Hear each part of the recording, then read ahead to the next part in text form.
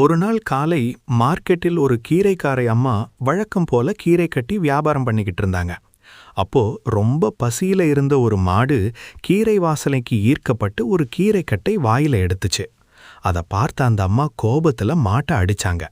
வலி தாங்க முடியாம மாடு கீரையை கீழே போட்டுட்டு ஓடி போயிடுச்சு. அம்மா அந்த கீரையை எடுத்து மீண்டும் வியாபாரம் பண்ண ஆரம்பிச்சாங்க. இதையெல்லாம் தூரத்துல இருந்து பார்த்துக்கிட்டு இருந்த ஒரு சின்ன குட்டி பையனுக்கு மனசு ரொம்ப கஷ்டப்பட்டுச்சு.